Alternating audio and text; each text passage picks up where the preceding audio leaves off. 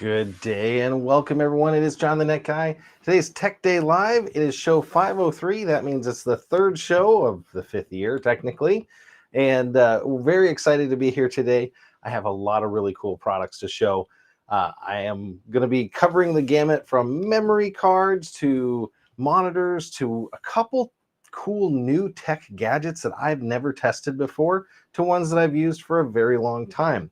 If this is your first time here, I'm John the Net Guy. I present product reviews in the home, auto, tech, and tool categories, and some others if I get excited about them. So you'll see those on this channel. I'm broadcasting live to YouTube. Let's double check that. I've always had some weird stuff with them. It looks like it says it's live. And you can catch me each week here. I'm going to try to keep consistently doing this on Tuesdays. I might have to switch as we get into the summer, just from some commitments. Today is a little bit of an early show. A couple quick early show shout outs. If there's anybody in the chat, I see a few people joining right now. I have a couple standbys that generally give me a quick audio check to make sure everything's working. This is also live on Amazon. Let me double check that I have all the stuff set right for Amazon. Here we go. Gonna put that in there. I got to pick a show start time, ironically, for that one. So we're going to start it in 1 minute. I'm going to say it's external, save, and preview. To do that, I got to come back to this computer real quick. And there's a guy right there. Hopefully he's working. Looks like he's moving along. It is still stuttering. This is going to be very frustrating if that's the quality that I'm getting. I'm going to have to work that out with Restream. I did see a little bit of a jitter or a stutter. Let me know if you see that, and I'll kick the equipment or do something. Here we go. Cody's checking in on the YouTube side, says, audio very good for me. All right, audio good for me. So thank you, Cody. I'm looking to see if I get this information that I need here so that we can go live. Let's go start streaming. Gonna get reconnected to Restream here. Maybe that was just a temporary glitch. There we go. And we're ready to go live on Amazon. So I'm gonna hit go live. Here we go. 3, 2, 1. And we're live on Amazon as well. And I'll say hello, Amazonians. Zonians. I gotta spell this right here. Hopefully you're having a great Tuesday and you've had a great week. Had a little bit of pre-show scheduling snafu. I had a couple things going on, so didn't get to get the products open. So a couple of them, we're going to be doing a first-time unbox, which is kind of cool. You get to see what I see when we set it up, which is kind of fun. Lon of Lon.tv does that a lot. I love to see what happens when he's doing that stuff. Sometimes it works, sometimes it doesn't. So hopefully we get some good products. First product up is actually behind me here. Wanted to talk about Gigastone memory cards. Now, this is my personal Gigastone memory cards here. Now, this is a 10-pack, but I've got the 5-pack listed. These are 32 gig memory cards. They're rated class 10 here, and an easier way to show this. Big Bob says, sound good, picture looking good. I love it. Thank you so much, Big Bob there. I'm going to show you guys how to see these in a little bit larger format by going to the URL that's scrolling along the bottom of the screen right now, because I'm going to go to that URL, and that is the show page. That is actually where you can see me right here all the time. You can visit my Amazon store. You can see all of the products that I test. You can actually also see the products ahead in the show. If you're on Amazon watching, it's going to be over on the left side of your screen. You're going to see all these products, but these are the Gigastone. They did change color recently to white, so all the new ones are white here. But for $25, you're getting 5 32 gig memory cards. Where would you need 5 32 gig memory cards? Well, all up here. If you happen to have a lot of these Wyze cameras, they love the little micro SD cards. 32 gigs is just about the perfect size to get at least a day, day and a half or more of footage continuously, depending on the resolution and frame rates. Or you can get over a week of footage if you're doing motion capture only. So that's why I really do like capturing footage on the local memory cards. The other advantage of those Wyze products, because they have local storage, you're not limited to 12-second video. You can have unlimited video.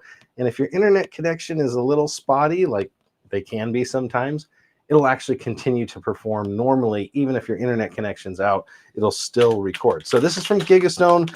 I won't go too much into these because they are super easy to use, and hopefully you've used a memory card in the past. Performance though, let's talk about that. That's actually running on the computer behind me. I did run a performance test. I'm going to read live to you the numbers here. So it was somewhere between 25 and 30 megabytes per second, and it's got a read speed of 91. So write speed of about 25 to 30 megabytes per second, which is going to be fine for most of your standard, devices. Would I record these for professional production video? Probably not. Gigastone has been a good brand, and I've had pretty good luck with these, but I don't know if I would go that far. We did a test 2 weeks ago now.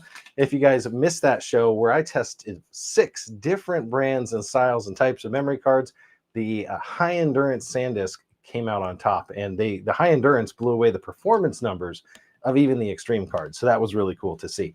Coming back here to check the chat at Blind Tech, I was waiting for you to come in. I had to give you a show shout out. Blind Tech, one of the longest time followers of the show, and another YouTube creator, if you want to take a look at him. Memory cards, are they high endurance enough? I've burned a ton of non-endurance cards in my dash cam. High endurance for dash cams, those are the temperature proof, radar proof, x-ray proof, drop proof, all that. These things are incredibly durable, but if you're going for a dash cam, I always recommend a high endurance card. So I wouldn't do that. But for outdoor use, indoor use in something that is water sealed, like one of these cameras, I would have no problem picking those up. Great question, American. Thanks for checking in, my friend. So that was the Gigastone. I got to say hi and on to the next product here on Amazon. I see a couple clicks on there. Very cool here. And I got a pop-up for my own show. How cool is that? Now, the next one is actually on sale right now, which I love to show products that are on sale, which is the Wyze Scale Ultra. This is the latest and greatest scale from Wyze. And your boy here, I could serve to lose a few pounds. I've had the Wyze Scale, the Wyze Scale S. They came out with another one in between that, and then the Scale Ultra is their absolute newest scale.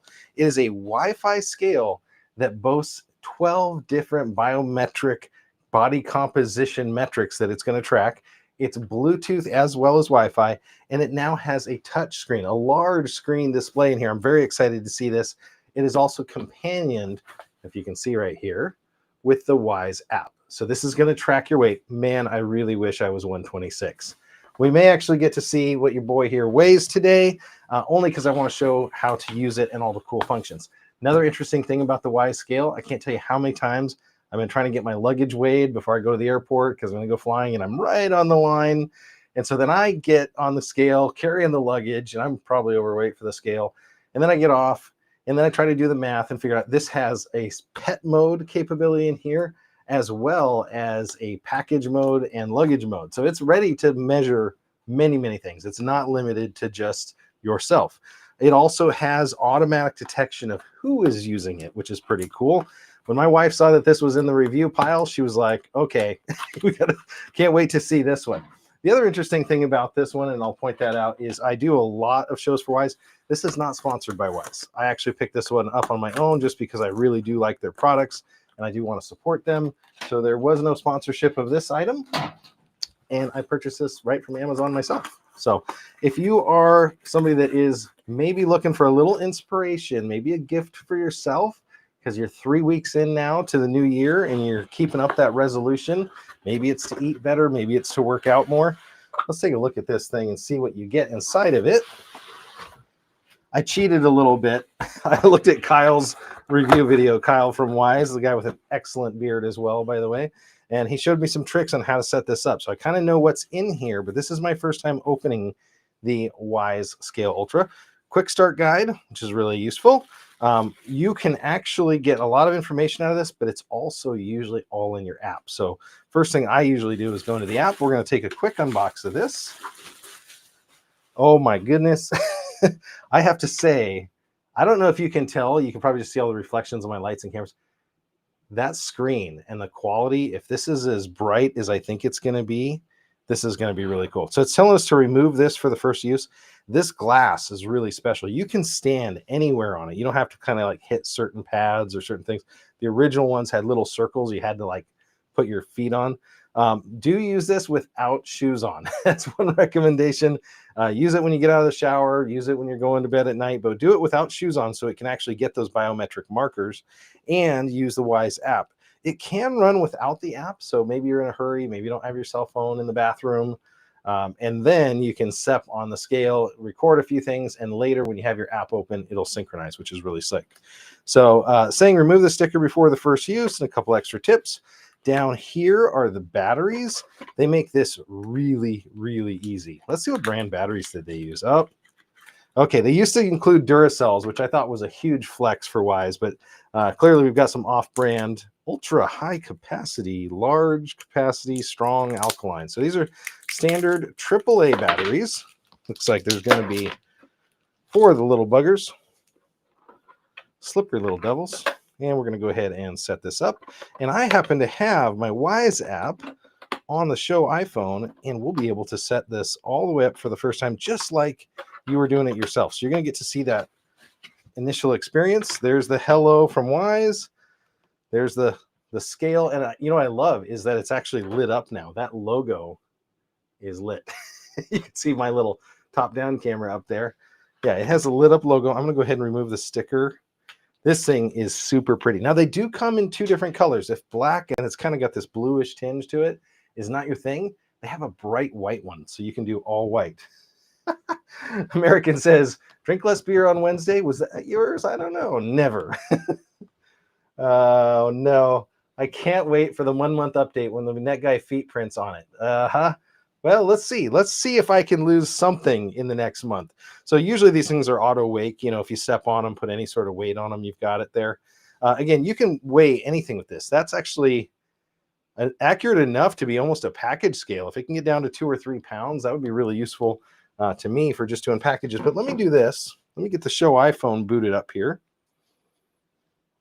Make sure. Oh, you know, it's such an early show today that I didn't even have the iPhone for the show started. It's got the Apple logo on it right now. I'm going to take a quick look at the Amazon chat, make sure I don't have anybody in Amazon. Hello, Wyze peeps. I do see a couple of you have already watched the stream on Wyze, and I am looking to see, we got a couple clicks on there. So very cool. Let's go take a look while we're waiting for my phone is already booted up here. I was going to take a look at the Amazon page, but I can log in already. Give me 1 second. I want to make sure that my Wyze account is logged in. I'll bring you guys back over here. It always loves to log me back in. What do you guys think of 2-factor authentication? I've had to do the 2-factor thing right now. And I got to say my fancy password. There we go. I have a pass key. Okay. So now this is a pain, but I actually have to do my pass key verification. Sorry about this. We will get loaded on the show here in just 1 second. I have to use my pass key from this iPhone because that iPhone doesn't have the right pass key. Face ID to log in, smile, and it's me, and it's going to be allowed to log in. There we go. Okay. I am on the iPhone here. And actually, what's kind of cool is if this works out, you can actually see my new shop. So I have my new studio out in the shop, a couple other things in there. I'm going to hit plus. We're going to hit add device. They've got home and lifestyle. I don't know which one it is, but looks like it's under lifestyle. Scale Ultra. Searching for your scale. Keep your phone near your scale. So let's see how easy this is. You know, if you just tap the scale and it wakes up, that might make it a little easier here. So it's going to ask me to name the scale. Oh, Diet.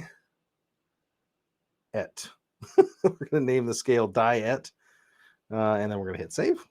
Now, another cool, interesting thing about this is that you can have multiple scales in the house. You can have multiple scales with different users of said scale. The defaults, everything looks good here. I am not going to be athlete mode. Let's put it that way. And, you know, we can go to next, searching for the nearby scale. I'm actually going to be able to give my other scale now to somebody else. So if you've got a Wyze Scale S or you've got the original Wyze scale and you want to upgrade, you can totally do that. Okay, here's the very indignant part. Hold on one second. I'm going to see if I can put me side by side here for 1 second. I need to do that. That goes to that one. Black picture and a picture side by side. Okay, so I'm here. My app is there.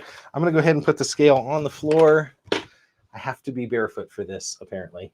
So I'm taking one for the team here. Maybe I should have done the barefoot product at the end of the show. You know, what do you think? With wallet, cell phone, lead weights in my pockets, I'm going to go ahead and step on this. And I am coming in at 252.4. I don't know if you saw that on the app also. It's also checking other things, like it can check those biomedical markers that we were talking about. So BMI is a little bit here. I got 149 pounds of muscle, which we like. And then it says goodbye. So now you get, there you go. Just to prove it was real, there are the footprints just going away here. So now it's asking me to set up Wi-Fi for it as well. So I'm going to go ahead and do that. We're going to go back over to the phone here. And do I want to set up Wi-Fi? Yes. So it's searching for Wi-Fi networks. The reason we want to use Wi-Fi is we don't have to be in range of our phone for it to access the network here. I'm going to put it on my IoT network. Hopefully this does not come through, which it does not look like it's coming through. So I have a separate network for my IoT devices like this. Then I don't have to worry about that. And Wi-Fi is connected, so it's showing connected here on the screen. So what's neat about this, other than the fact that I need to lose weight, is the fact that it will track all of these indicators and history over time. Now, it may have, from very long ago, I actually weighed in on my other scales. It may have that other history that I can join into. But the Y-Scale Ultra, if you use it every day, is going to start tracking that. And maybe that's a good challenge. Maybe this will be my month challenge here, is to try that. Scott's on the Facebook side. Love me some passwords. You want my password? Go for it. And BC's checking in and goes, 2FA is worth the pain it causes. Yes, absolutely. I had a story just this morning. Family friend had their bank account compromised. Older lady.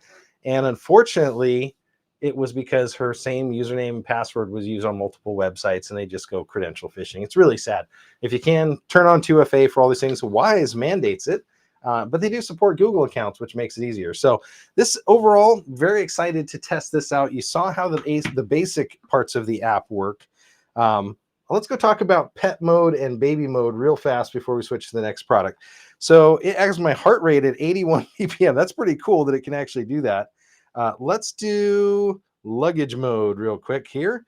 So luggage mode, I have to step on the scale by myself. So, okay, great. So I'm going to do that. And it's settled out. Okay, so it's got that. Now I step off the scale. And hopefully, now it says step on the scale while holding your luggage. Well, I want to hold something heavier. I've got a computer here that we're going to use a little bit later. So I'm going to carry this computer. I'm going to step on the scale with the computer. And through the magic of math, it is going to figure out automatically that my luggage weighs 10.2 pounds there. So as you can see, pretty convenient. If you're not wanting to do the math, you can use your phone. Also has pet and baby modes, other things like that. And you could use that same luggage mode to measure the weight of packages, which is pretty slick. I'm trying to see if there's anything else in the interface that we want to take a look at. Oh boy. Yeah, it has my original goal in there of 190. That means I've got quite a bit of COVID weight to lose here. Third-party applications, you can connect it with Apple Health and Fitbit if you want. So, you know, if that overall health picture is something you're looking for, that's really cool. Screen settings, you can actually have it show all these items. These are, again, those 12 different items that it measures. Metabolic age, visceral fat, bone mass, protein, lean body mass, muscle mass, body water, BMI, and everything. You can have it display that on the screen. And the screen can actually rotate. Let's see if we can show that on the top down. So you can actually, and I don't know if it's going to be able to identify me here, but you should be able to, let's wake the screen up. It is a toe screen. You can switch between items on the screen. I've seen that. So again, I must have to be using my toes and have some weight on it here, but it allows you to see multiple different pages of information now on the top. Let's see if it has that on the back side. Here we go. So yeah, you can have the other different screens items here showing at different times as they show here. So that is from Wyze. That is the Wyze Scale Ultra, one of their latest products from the Wyze company. Blind Text checking in says, I do work out every day and lose some weight, but I don't show my weight on the internet. Well, I have to, unfortunately, to be able to show this product. You guys will get to hold me accountable now. Let's see how much we can do. I'm not on any sort of GLP-1. Let's see what we can do by, say, the show next 21st of the month, February 21st. There's Valentine's in there, so that'll be interesting. Let's see how much this will do. Okay, I'm going to put the Wyze Scale Ultra back here just so it doesn't get damaged while we move on to our next product. Do you guys have a scale? Let me know in the chat what you're using as a scale right now. And, again, a scale and your weight is not the only thing about you. If you were Arnold Schwarzenegger and or 7 feet tall, 250 might be normal. But if you're 6 feet like me, you might want to look at losing a little bit of COVID weight, which I am as well. So that's pretty cool. Neat product. I'm excited to use that and get a little bit more familiar with it from Wyze Company. Okay, on to the next product here in the show. This is something that I think people are really going to like. Let me go ahead and put it on the Amazon Live for everybody. I have not seen one of these types of products before until they reached out to me and said, would you be interested in this? Now, I've shown you a ton of portable monitors, like I think 8 of them on the show in the last year and a half. And portable monitors are really cool. This is an example of a portable monitor that's gone one step further. Somebody used the term the other day and I loved it. It was lap dock. So this isn't a laptop, even though it has a very laptop looking screen. This is a portable monitor with keyboard and touchpad. Now, why would you need a portable monitor with a keyboard and touchpad? Well, I do a lot of PC diagnostics, right? So this, for example, is a Dell PC that I was working on yesterday, and I wanted to see if it had an operating system installed, if it was ready to go, if I needed to do anything with it. And so I was able to test this out, and it worked flawlessly. Let me show you what's inside of it. We'll do a quick unbox. So this is from Crowview. It's a 14-inch portable monitor and keyboard that looks just like a Chromebook, honestly. Like, it is light, it is thin. If you told me this was a laptop, I would believe you. If you told me it was a curvy Mac Air, I would believe you on that too.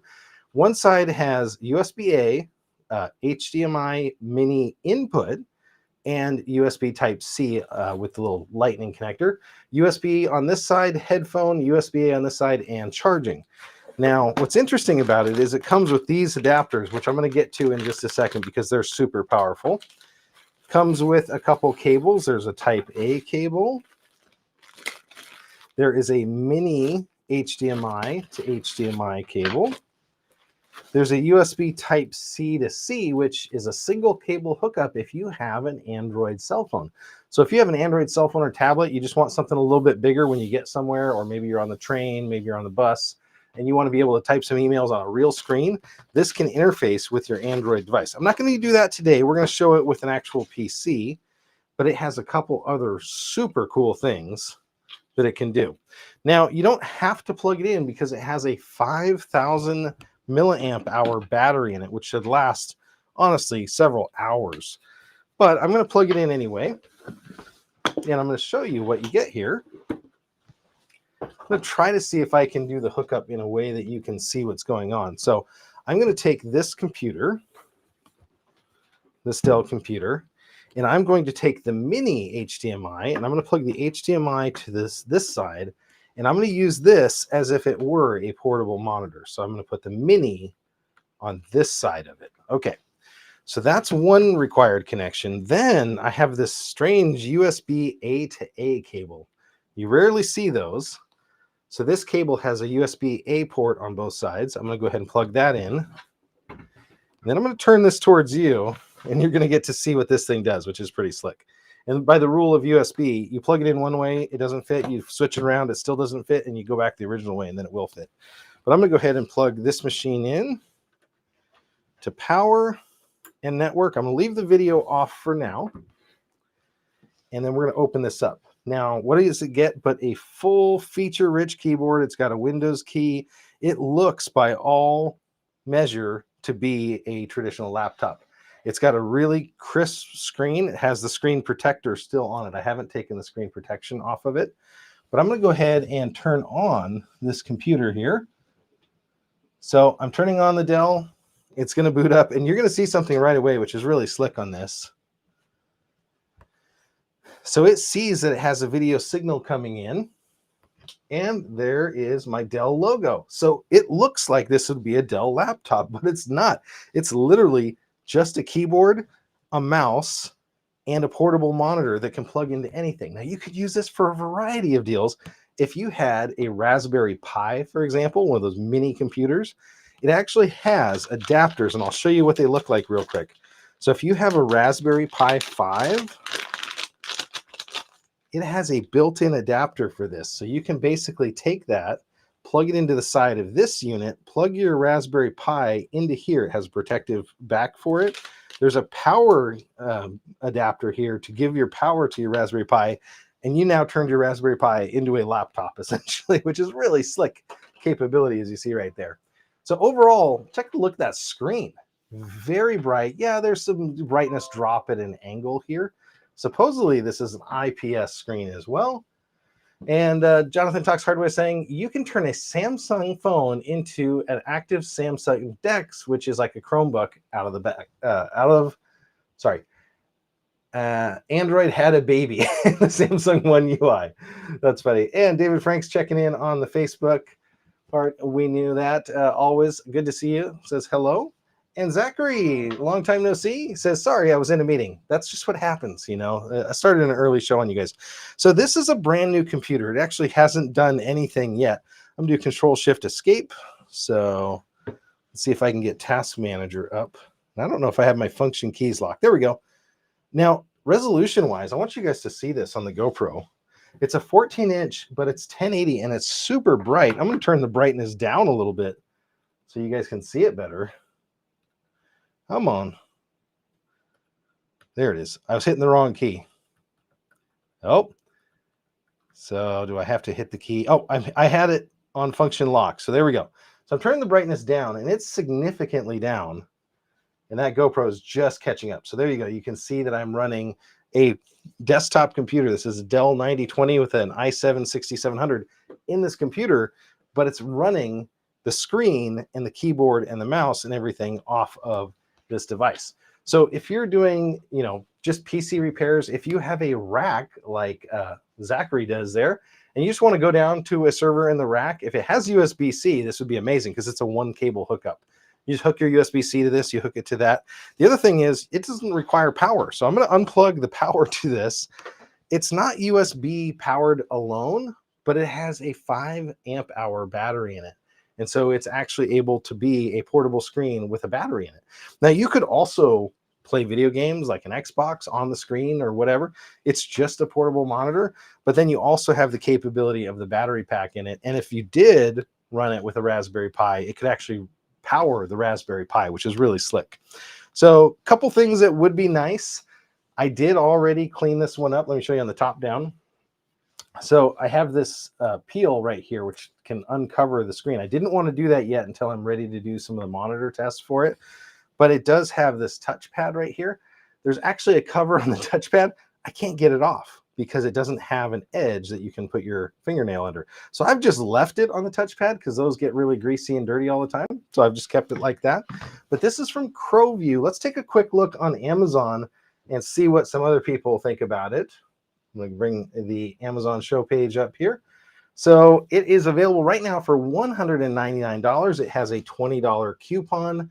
It is available on Amazon Prime, so I could get it as early as 2 days from now, which is awesome. We love that.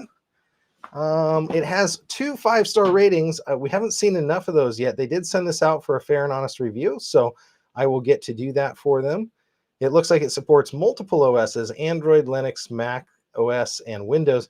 It does not support iPhone, from what I understand. And that's kind of sad because I don't have, unfortunately, an Android device available to me right now. So I think I might actually even pick up one just to be able to demonstrate the Android mode that we were talking about a second ago. So looks like a really interesting device. Let me know in the chat how you would use something like that. Is this something that would be of interest to you? Could you use a combination screen, keyboard, mouse? It was so funny to me because I have a stack of mini PCs. I've got 4 mini PCs to deliver in the next week. And small businesses are using them, home users are using them. And what they figured out is they could take the power of a laptop, get rid of the screen, keyboard, mouse, and just have it as a desktop replacement and use those mobile chips. This is the opposite. This says maybe you have a desktop, maybe you have a cell phone, maybe you have a Raspberry Pi, and you just need the keyboard, mouse, and screen, and they give it to you backwards, which is kind of cool. So this is from, again, Crowview. This is their Note, it says on the top. It's a 14-inch display for your devices. I'm going to bring that down to the side, and we're going to move on to the next product. I want to thank that brand for sending this out for a fair and honest review. We will look into that more here shortly, and we'll report back. Okay. On to our very next product. I'm going to go ahead and get this up on Amazon so we don't miss out. This is something I picked up last year, and I wanted to test it out fully before bringing it to you guys. So this one is a 6-port 105-watt USB car charger by Recorin. Now, I looked around for some of the top-rated, top-value USB chargers for my new truck. So my new truck is a 2017, which means it's right on the edge. It has CarPlay, but it doesn't have wireless. So I added the wireless CarPlay you saw the other day in a video. So it has all these kind of cool features, but it doesn't have but more than 2 USB ports in the dang thing. And it was completely annoying. So from Recorin, 105 watt, it has 3 Type-C, 3 Type-A, and 105 total. If we go back here and we look at the different types, this is where things break down on a lot of other chargers. This one's USB Type-C has 5 volt, 9 volt, 12 volt, 15 volt, and 20 volt output. 20 volt is going to be limited to 1.75 or 35 watts max on that output. The USB-A is limited also at 12 volt 2.5. So it does have those fast charging modes, which is really cool. And this will essentially charge a laptop. It'll do it slowly, but it has that 20 volt charging capability. So you can charge your laptop. This may be the last charger you need in your car because they've thought so far ahead on this one. Let me show you some cool things that it has inside of it. Let me get the, do I have the manual? It's hidden behind it here. So this is the manual. You don't need it. It's got some information about it. It tells you a little bit about those voltages. I've used this one in the past. I kept it all clean for you. The cord on it, I love to do my standard cord check. I'll bring you guys in for that. And it's decently long, you know. It'll get to the back seats from the front. So it's going to be, let's call it 5 feet, just under 6 feet. So you're going to have these 2 interfaces. I want to show you real quick. So you've got a 12 volt plug-in right here that's going to have one of your Type-Cs and one of your Type-A's. This is awesome. And I use this in my truck for dash cam capability and phone charging. So I have that. It's going to have this very long 5-foot extension. It's going to have a cord holder, so you can do that. And it's going to have 2 additional Type-A's, a power indicator, and then 2 more of your Type-C's. So no more does somebody have to worry about what connectors you have in your car. Now it has this little clip, which I think you could use for your visor or maybe your seat back pocket. So you could slide this into the back of the seat. Where I wanted to use it was right dead in the middle between the seats. And I would actually prefer if this came with like a sticky Velcro back or something. So I might consider changing that over if I can. But the big thing is the power capability of the Recorin. So 105 watts. You're going to be able to charge multiple devices. Back in the day, you only needed 1, maybe 2 ports. Having 6 charging ports is going to be a godsend when it comes to long car trips. We took this over to Lake Chelan with a boat, and we went out there and had a ton of fun this summer. And both kids had tablet charging. The one kid in the middle had their phone charging. I had the navigation going and my phone, and my wife was able to do that all out of a single charger, which is pretty amazing when you think about it. So 105 watt power budget total. So you're going to get that split maximum of 30 watts on the USB-A and 35 on the USB-C. So that is from Recorin. Let me know what you think about that. Would that be something that's interesting to you? I had a lot of fun with this, and this is going back in my truck, so I don't know why I'm putting it back in the box. This has been a great product for my new truck, and that's been very, very useful and used pretty much daily. So that is a big upgrade if your vehicle doesn't have it. The other thing is most vehicle USB-Cs aren't set up to charge a laptop or to put out that 19 volts. They're just 12 volt, out of the USB-C, so they'll do 5 and 12. But most don't do the 20 volt of the USB for the higher charging modes. So very good. So that was from Macoro. The next one I have is a very interesting product. We gave away a lot of these this Christmas. I haven't gotten a report back yet of how they're doing. So I picked up another one because I wanted to get another one to show you guys. This is a 10-inch digital picture frame. This is from Framio. Now, this thing boasts some really cool features. One, it has remote photo uploading capability. They have their own app and their own ecosystem. And right now, this one's only $49. So if you're thinking ahead to Mother's Day, maybe you're thinking to Valentine's Day, or you just want to give a belated Christmas gift or a gift to somebody, maybe a family member, maybe a loved one. I think my dad's birthday is coming up, so this would be a great gift for them. I'm going to go ahead and open it up real quick, and we'll show you how this product works. The neat thing about it is with that app interface, you can take a completely non-technical person, and we can make this thing work for them. I would like to see how they set up the Wi-Fi, so that's something I'm going to spend a specific amount of time on looking at now, because I would like to be able to see if you can preset these up for a relative, which would be neat. So inside, you're going to get some information. Looks like a thank you card and a user's manual. Now, I did look at how this one is set up from some other reviewers. Thank you to them. So it's going to have the Framio app. It's going to have a video tutorial. And in most cases, you can just look up for Frameo. So Frameo, Frameo. This is the unit itself right here. Now, what's interesting is it's basically a 10-inch tablet, if you think of it that way. It's like an Android tablet with a very large frame. And the reason that they did the large frame, you can see how pretty that is. I got the black model with about a 1-inch bezel around it, maybe 3/4 inch. It's not that big. But the idea of this is that you can actually make it look like a photo inside a group of other pictures. So if you're just looking at it, head on, that looks like a photo frame on my desk, right? And I could play some photos here in just a second so that we can take a look at it. Inside here, you're going to have a couple components. One is the AC adapter, and the second is the kickstand. So it does have a wall screw, it looks like, or is that the kickstand screw? It looks like that's the wall screw. And the kickstand goes in on the back side, it looks like here, to hold it up. Okay. Now, very, very limited interface, but this also is a touchscreen. And it looks like it does have a micro SD. So I'm hoping that you can send, family photos on micro SD to people, but this will also do it directly over the internet. So you get the benefit of that. Let's fire this thing up and see what it does. Unfortunately, we're going to have to use my cameras here to show you the screens on it. I'll try to do that because this doesn't have an HDMI output. It's just a screen.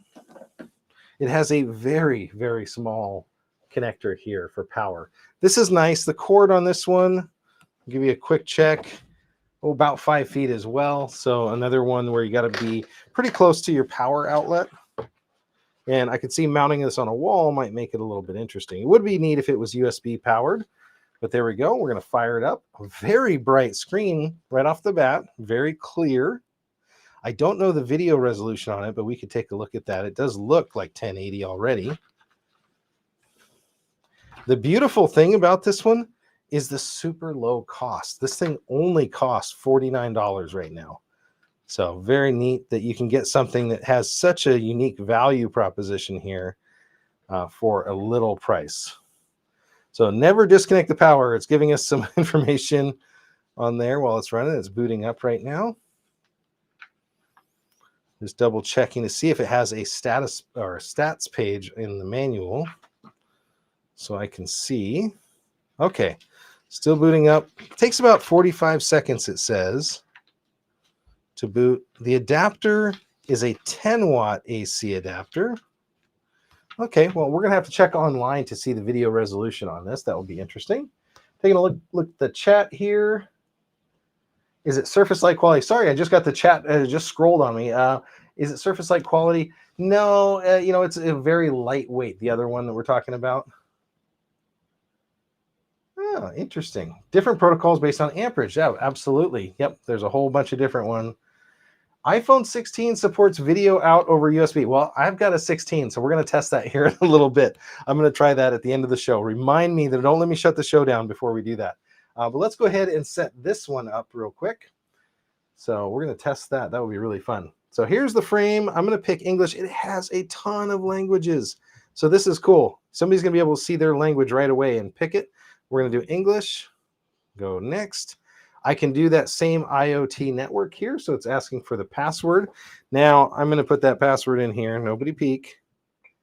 It does have sound. This is a kind of a cool feature. And the reason that the sound is unique to me, that I think is really cool about this, is that you can actually use the sound here to alert people when new photos are uploaded. So if you're going to upload from the app and you want to send a photo in, you can do that. It's saying it's 444. Everything looks good. We're going to go next. Update Framio. Update available, download and install. So it looks like it's using the Wi-Fi to update itself, which is really cool. While it's doing that, I'm going to use the Show iPhone, and we are going to download the Framio app together. So let's go ahead and get the App Store up and running. I'll bring you over to iPhone. There we go. We're going to search, and we're going to go Framio.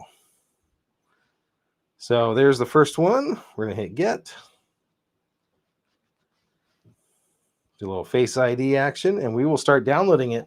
So right now, the digital picture frame is updating, but we're also downloading the app at the same time. So there's the Framio app. Share photos and videos with loved ones anywhere in the world. I'm going to go ahead and use my Google account on this one, just because I have a different Google account. So I'm going to bring you guys out for just a second. I'm going to go ahead and approve. And it does have my Google account signed out, so it needs to do the two-factor. Sorry, 1 second. I'm going to go ahead and sign in with my personal one. And the reason I'm using my personal Gmail on this one is to allow myself possibly any sort of sharing features. So I just verified that. I'm going to bring it back over here, and then you guys will see what's going on here in just 1 second. So this is already starting back up. Always use the power off button to turn it off. We're going to say, okay, it is a touch screen. Again, that's another interesting thing to remember. Let's go back over here. So we're going to bring my phone up. So this is setting up the app. To send photo to a frame, please ask the owner of the frame for a code. Okay, got it. So there's a code word here. And if I put it up here, hopefully you guys aren't putting bad pictures on here. So let's see if it shows the code word. The code you've been given, press the add friend in the upper right corner. So you can use this with multiple friends and multiple people. That's another really cool capability on here, is that if you have multiple family members and they want to send you photos, or you want to have, send photos to different grandparents, you can do that. I'm going to allow full access to my photos. Great. There you go. You see all my 3D printing photos. Let's go open. Framio's got it. Oh, okay. So there we go. So you get to see mostly my 3D printing and other stuff. I'm going to bring you guys back over here to the main screen. I'm just looking to see if I've got anything that I really do want to show. Oh, this is funny. I'm going back to some of the old shows that we have here. Okay, so I'm going to go ahead and reset the Framio up here for the first time. We're going to hit next. It looks like it did the update on the Wi-Fi. We're going to set it up as a new Framio. Full name, John. Location, let's call it studio. And we'll hit next. There we go. Let's guide us through this. So generate code, add frame, pass on the code. Now, if you are on the same Wi-Fi network as the app, you don't have to worry about the codes. This is just something you want to do locally in the house. So here we go. So your frame is not connected to the Framio servers. Let's go ahead and hit add friend. It's going to generate a code. Let's see how quickly you guys can see this. I'm going to hit add, and then I'm going to scan the little QR code that it has here. And that will add the Framio. Okay, so that's added. Now I can go ahead and just prompted me for that. I can go ahead and add some old photos here. So I'm going to go ahead and do that. I'm going to say new. You can add some borders, some festive holiday items here. So the Framio app is allowing me to customize this. I can look Happy New Year. Okay, that looks good. Let's go ahead and send that bad boy over. Which one do I want to send it to? So if you got multiple grandparents, you can send this to multiple grandparents. Write a caption. Happy New Year from John. So this is going to be a great way to stay connected. Now you can drag and adjust your photos. Sometimes photos don't fit just right. So I love this. You can say if you want it portrait or landscape. I'm going to send that. Now I want to listen to the sound specifically here. We want to see how long it takes for this new one to be added. If you heard that sound played, and within a matter of what, 20 seconds, 15 seconds, there is the net guy in a Happy New Year frame. Now, this does have a menu that you can add in. Oh, frame was updated. I've got a couple extra friends, it looks like. Let's see if anybody else picked up that code. So gallery, hide photo, fit to frame. So you've got some options in here. You can go into some settings on it. It's going to have, much like a standard Android tablet, it's going to have the photos that we have in here. Internal storage says 32 gigs. So I don't know if you can see that there, but it's 32 gigs. 3.9 is used. So you're going to have a room for at least a couple hundred photos and a few videos. So that's pretty cool. You can change the brightness level. So if we want it to show a little bit better in the studio, I can turn it down versus up. Overall, brightness looks really nice. And you do have a sleep mode option, it looks like here, where you can turn the brightness down or maybe completely off. It looks like between 11 and 7 a.m. to save some power. You can adjust your Wi-Fi settings here, which is really cool. And I don't know if you could preset your Wi-Fi. It looks like it only has reset, but it wasn't that hard. So I could see you setting this up, adding a bunch of photos to it, and then when it starts up without Wi-Fi access, it's going to give them an option to pick a wireless network. So that's a really cool feature. So overall, I like it. I'm going to send another photo here real quick. I'm just going to send a standard shot to me, and we're going to see how long it takes for this next photo to come in. So I sent that from the phone. Oh, I didn't hit the next button. Okay. Oh, yeah, there we go. This is going to look great. Almost instantaneous here. It is connected across the internet to the Framio servers. We can tap and see this new photo. And there we go. There's another one from my prior video testing I was doing with some camera back in the day. It's got the date and other information. So excellent features. View angle, it definitely does lose a little bit of clarity on the side. It's not super glossy, even though in the studio you're catching some of those. Let me show you on the main camera, just because I think that'll be better. So you can see the photo right there. It loses a little bit of brightness on the side, but the color remains. So it must be some sort of IPS display. So not bad. And this would be really fun for a lot of cool projects. Whatever you're doing, you could use these for $49. I'm going to take a quick look at Framio on Amazon so we can see what that looks like. So this is right here. This is the Framio 10.1 inch, $49 right now, 38% off, and it's on a lightning deal. So you can't beat that. If you buy multiples, you can keep dropping the price down. It looks like a 2-pack is about $45 each. 3-pack is going to be about $43 each, and a 4-pack is about $42 each. So buying in bulk on this one is a way to save. So if you're looking to send something, or maybe even have the grandkids or your kids send a gift to the parents, grandparents. I'm going to go ahead and follow what it says, which is to hit the power button to turn it off. And just like in the mode of an Android tablet, it's asking me if I want to power off or reboot. So I'm going to power off. So it's basically a small Android tablet with these capabilities. I'm going to go ahead and unplug. And I'm going to put that back down here. Taking a quick look at the chat, make sure I didn't miss anything. Blytech says, my grandma has a digital picture frame and I have no idea what type it is. Well, find out, man. Send her some pictures. That would be fun. As people get older, photos and being connected to loved ones, especially as we live so far away, not having to look at your phone for something for once, How cool would it be to send like a weekly set of photos to your relatives? This would be a lot of fun. I can't wait to start using this with our relatives. And we sent several of these out this year, so I think it's going to work really, really well. Okay, we're taking a look at a couple more products here. We're almost done on the show. And the next product is one that, again, I purchased myself. I did get a small discount from this company, and they did send me one of the original ones before. And that is the Datacolor Spider Pro. Now, not to have a naming issue here, Datacolor has had many different units. This is the Datacolor Spider Pro No Space. I happen to have two other Datacolors. I have a Datacolor Spider X Elite, and I have the Datacolor Spider X Pro. There's also the X2 and other ones. Don't get confused by it. This is the latest and greatest one from Datacolor, the Spider Pro, and this one has a differentiating factor in that it can handle 1500 and 2000 nit brightness screen. So the higher the brightness screen, if you're working on very intense outdoor screens, or even a MacBook 16 like mine, can go up to these very, very high brightnesses. If you're calibrating something like that, you're going to want the higher range calibration of the Datacolor Spider. The Elite was a very good unit. If you can get one of these used or on sale, take advantage and get one.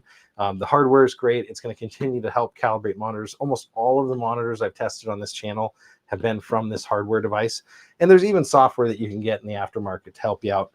Spider X Pro is a lighter weight version of the Elite. The hardware is almost identical, if not identical, but this one doesn't have the display analysis capability that's in this one. It also does not allow you to do studio matching. So the Spider X Elite, if you had 3 monitors, it's really frustrating when you drag a picture from one to the other, and they're all different. You can match monitors together with the Spider Elite. I believe that's also available in the Pro back here. So let's take a look at the Pro. We're going to do an unbox. This is the first time I've used this one. So this is the very first time that I've used the Datacolor Spider Pro. I'm excited to open it up. If you see any license keys, don't screenshot them, please. I'll have to take a quick look in the box here before I let you guys do that. Only because Datacolor does put their license key usually right on there. And so that's what you're going to get. Give me 1 second to peek in here.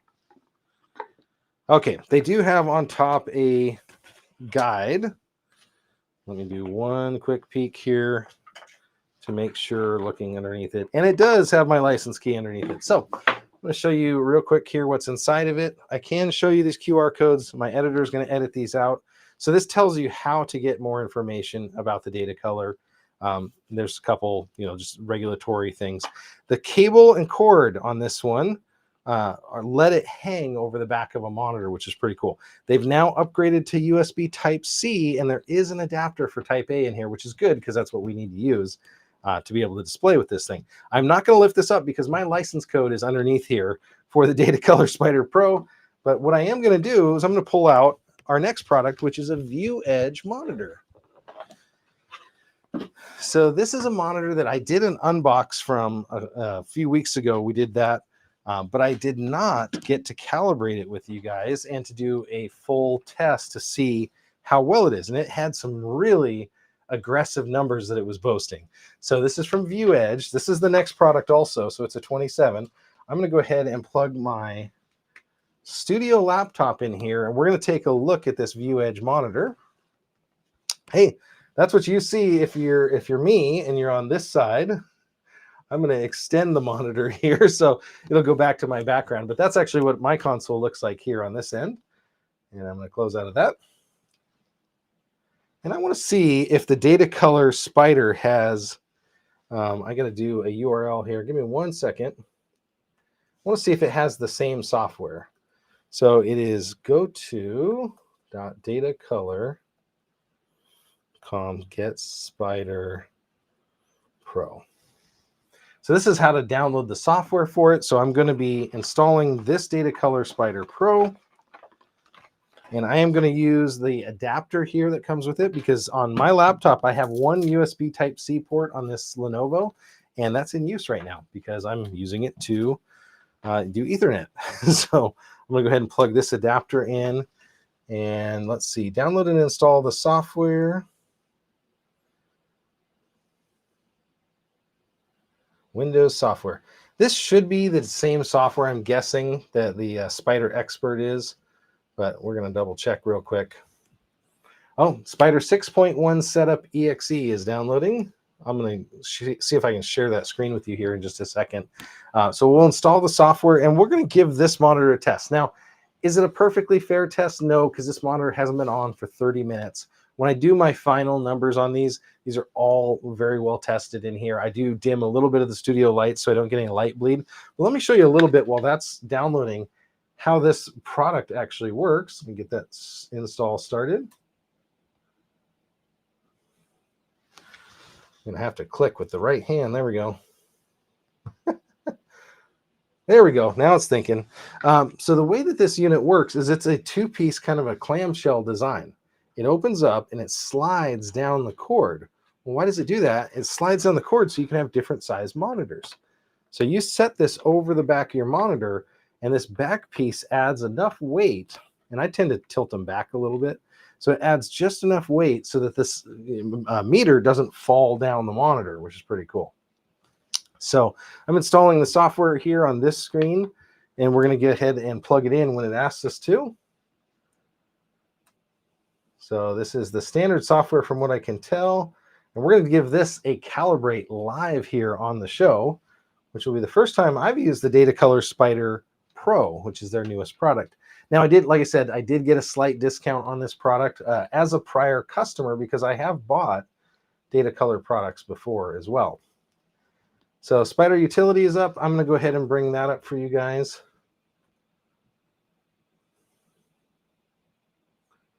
Give me 1 second here. I've somehow managed to lose my show screen. There we go. That's the one I want. Okay, so we want the Spider Utility. Spider Pro 5.6. No, I don't want that. I want Spider Pro 6.1. Spider Pro 6.1. Okay. And I'm going to bring this app over to this other monitor so that I can share it with you guys once it loads up. Oh, sorry. I've got to plug the sensor in. So we're going to do that.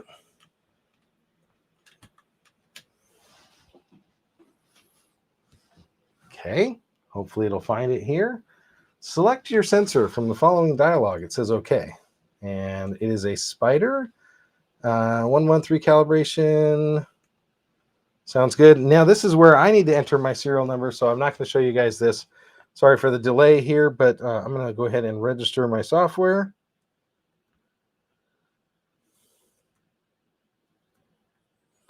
And oh, I have to put the hyphens in, so remember to do that if you're just doing this yourself. There we go, and we'll hit next. Prefer not to answer. I have to put my name and information in, which I'm doing right now. Okay. Activating my product. Now, unfortunately, you don't want to have something like this get bricked here eventually. That would be really bad. So having a remote activation server is really, potentially a danger here. But let me go ahead. No, I don't want to share data with them. Okay, the Spider Pro is finally launching after that. So that is one danger here, but there are third parties that make calibration software for this unit. So they treat it as a hardware device. So I'm going to go ahead and hit continue. And I'm going to bring this software over to this monitor so that you can see it. And then I'm actually going to share the software application through. We're going to do Window, Spider Pro, Share. Okay, so now you can see all of the options that are available when you have this. I can calibrate my display. I can preview devices. Is there an advanced button on this? Because I would love to be able to do some of the other stuff. There is a tools capability that used to have, which would allow me to do a monitor analysis, and that's what I'm trying to do over here. I think it's only going to let me do that. So let's see. I'm going to bring this over a little bit closer here. We'll hit next. Okay, display calibration, display analysis. Okay, so their workflow is a little bit different than the original. I'm going to hit that one and I'll hit next. It's doing something. It's thinking. Now, it brought the window over here to the wrong monitor, but I'm going to drag it over. And then I have to reshare for you guys. So you guys can see kind of what goes on here when you're doing a monitor calibration. So it's asking me what I want to test on this monitor. And I'm going to say I want to test the color saturation, tone response, brightness and contrast. I'm not going to do screen uniformity, but I am going to do color accuracy. And then I'm going to, instead of doing Lenovo, which is my laptop, I'm going to say I want to do this monitor. And then I'm going to come down here and say begin tests. Now, I've done this before for you guys. You've probably seen it. So I'm going to say start test. The way that you do this is you set the monitor up the way that you want. You get your brightness settings, and I'm going to double check those real fast. So brightness on here is a little bit low. It's at 17, so I'm going to hit it, and then we're going to go up on the brightness. I like to do my brightness tests at 50, 50, and 50. So it's 50% contrast. There we go. So I'm going to go ahead and put this in the landing zone where it wants it. And then I'm going to go ahead and hit OK. And now it's measuring the tone response. So this monitor, we're going to see how the saturation is on it and see how it ranges. You know, you have your Adobe, you have your DCI, and you have your sRGB. Does your display have different gamma settings? I'm going to say no on this one because I don't want to test the different gamma. And then I'm going to hit OK. And now it's going to test the different tone response and the gamma curves here. So that's why it's going from dark to bright. So it has calibrated grays, and it's using this as basically a computer eye to tell if that gray that it's asking for on the monitor is represented as an actual gray. Now, another interesting thing you'll see on the Datacolor Spider Pro is it has a little sensor on the outside of the unit here as well. So if I bring you guys over here, maybe you see it a little bit better what I'm doing.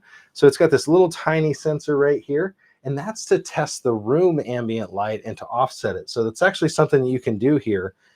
Is you can test how well it does against the room light, and you can actually have your monitor adjust with the room. So I'm going to go in here, turn the brightness down to 0. My on-screen display is right in the middle. So I'm going to turn the brightness basically down to 1, and now it's asking me to set the brightness to basically 0. I wish I could set the OSD location. Let me get this out of the way. Okay. And then it says to measure it. So it's going to do something real quick. It's going to flick back and forth at this brightness level. And then it's going to ask me to increase the brightness here, which I'm going to do. And it wants me to go to 25%. And what we're going to find out, and I'll show the final results here in just a second. Oh, you know what? It's not going to have the measurement properly because I had the OSD in the way. So ignore the midpoint measurement that it's going to get. I got to get this out of the way. And then I'm going to hit enter. So what it's going to do is at the end, it's going to tell us what the peak brightness was of this. And a lot of monitors will have different peak brightnesses. My rule of thumb is if you can get a peak brightness above 300 on a laptop is pretty good. 350 or more in a regular display is really good. Over 500 for an indoor gaming computer, you're going to be very, very happy with. If you're taking a laptop outside, over 1,000 is even better. So you're going to want something that's super bright. Now we're going to go to the last brightness setting. So again, that middle one's going to come up weird just because I didn't have the OSD hidden. But we're going to take the brightness all the way to 11 here to 100%. And then I'm going to get this out of the way. We'll do that. And with that information, we should be able to get a report here very soon about how it's working. I'm going to set the brightness back to 50%. And then we're going to test, give me 1 second here, the tone response. So this is the response to the different colors. Now, an average of 2 for a delta E, that's the difference in what color you were asking for versus what you got. An average of 2 is excellent. If you're up to a 4, that's something that you're generally going to be able to see that the monitor is off. If you're really good, you can see it off at 2. And if you're beyond 4, you probably need a major calibration. The thing I say about saturation is you can add and calibrate color to a monitor, so you can change color, but you can't add color. So you can't add saturation. So if it doesn't have a good saturation level, you're not going to be able to fix that. So we're going to go ahead. You're going to see lots of different colors here, technically 48 of them here. It's going to take a few seconds, but at the end of this, we're going to know how accurate this monitor is and how much saturation capability it has for those. Taking a look at the chat, I don't see any new questions on the chat here. If you're just tuning in, this is John the Net Guy. We are doing a test of the ViewEdge 27-inch monitor. This is claims to be a gaming IPS display. It is a $109 monitor. I'm using the Datacolor Spider Pro today. This is a brand new unit from Datacolor. They sent this out, or sorry, they gave me a discount on it and then sent it out to me. I had to pay for this one, but I use these things constantly. If you do any sort of photographic work, I highly recommend having some sort of calibrator. So here I'm going to say ViewEdge 27. Uh-oh, now it's trying to add an extra camera. How did this happen? I got to be in the right window to type this. So ViewEdge 27. And then I'm going to go ahead and share the results with you guys. You'll be able to see it, and we'll see how this monitor does. And you know what? I'm surprised. The monitor is doing better than the other ones that we've tested on here. So I'm going to do a quick screen share. And I'm going to share the window of the results, and we'll talk through what these results mean. So this is really cool. Very neat stuff here. I'm very excited to show you this. One second. So we're looking at here is the P3 color space. They've added a few additional, the Rec 2020, NTSC, as well as another option in here. But it's in the representation of this triangle. So if you think about it, just regular sRGB, which is what most games are, is this small triangle. The red triangle is what this monitor is coming out at. So it's doing a full 100% of sRGB. It's doing 83% of the purple, which is the Adobe RGB. That's going to be for your proof work, your photo work. So it's doing a fantastic job of that. And the DCI P3 it's labeled P3 here. That's another format, and it's got almost 92% of that. So from ViewEdge, this one is doing really well. Gamma curve here, so Gamma 2.2 would be that real light blue line, and it's right next to the Gamma 2.2. Gamma 1.8 would be this. So Gamma is the brightness, almost the contrast ratio, if you would, of the monitor. So monitors that are very bright and don't have good blacks and throughout the range are very uneven would be more towards like a Gamma 1.8. And you set these if you're doing proof work. So Gamma 2.2 is what this is coming out closer to. Brightness and contrast, again, throw out that number at 25%, but it's getting 388. Now, I told you anything over 350 is decent for a monitor. This coming at 388, and the contrast ratio for an IPS is actually doing really well. This is one of the better testing IPS panels that we've seen. We don't have any OSD settings. We didn't do screen uniformity. Let's take color accuracy, and wow. This is very, very good. I don't know if this is just my new tester. This is non-calibrated, so we're not running a calibration profile on this. This monitor is coming in with an average below 1. What's interesting about this is monitors that are calibrated at the factory. One of my favorites is the Asus ProArt. A below 2 delta E is what they guarantee on their monitors, and they give you a calibration report. But this one almost wouldn't need any calibration out of the factory. So that is fantastic. Hey, BC Cameron is back. Good to see you, my friend. We're just taking a look at the results of this report, and the color accuracy report is fantastic. I'll show you why, because overall monitor rating, color accuracy, it gave it a 4.5. So maybe the Spider Pro is a little bit more lenient on the colors, but wow, is that doing really good. So tone response, it's a little bit dark on the tones. Gamut, great. White point, great. Contrast, great. So it's got a pretty good result overall on this one. So that is the last product and the last monitor that I was going to show. Let me get this one out of here. Sorry. I'm going to hide this. I'm trying to figure out, I have to be able to turn this off. Sorry, one second. Stop screen share. There we go. I'm back. So that was the Datacolor Spyder Pro. Now it has calibration capability, so I will be able to, in just minutes, calibrate this monitor, but honestly, it doesn't really need it. But you wouldn't know that unless you had a tool like this to be able to calibrate with initially. Most of your gaming monitors come in and need calibration if you're going to do any sort of video editing or photo work with them. So this one, a surprising result. Now, can it reach the high 180 frame rate? Can it do all of the other things that it promises? We're going to find out. I'm going to go ahead and give it a full run through. We'll do the UFO test, and there'll be a full video about this one. But that's in from ViewEdge. We're going to go back to one product, and then we're going to shut it down. I have one product that I want to go back and test because somebody mentioned that the iPhone 16 supports USB-C video mode. So we started out the show, and about halfway through, we started taking a look at this product from Crowview. So from Crowview, this is their portable monitor and keyboard combo. So it is not only, it's like most of a laptop except the brain. So you get the keyboard, the touchpad, and the monitor. It's not a touchscreen monitor, unfortunately, so you don't get that. Somebody did ask that question.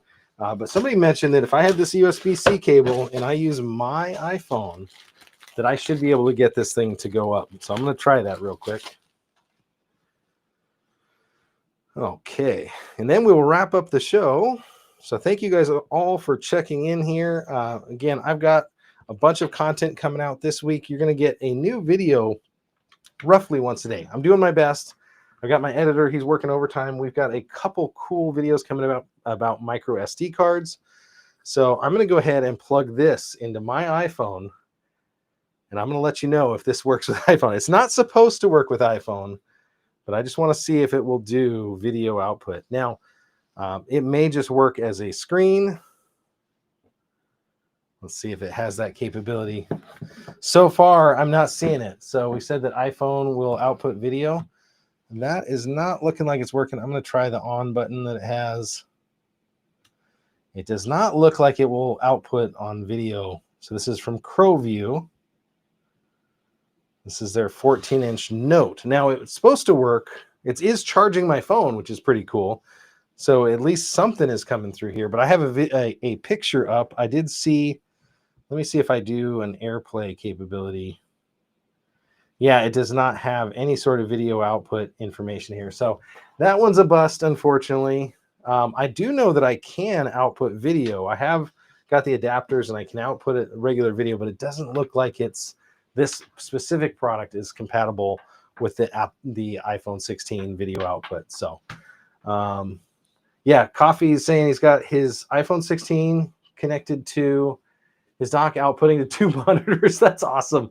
So this one doesn't support it, but let me do some testing. I'm going to find out, and we'll see if that's just a limitation of this unit or of the other items overall.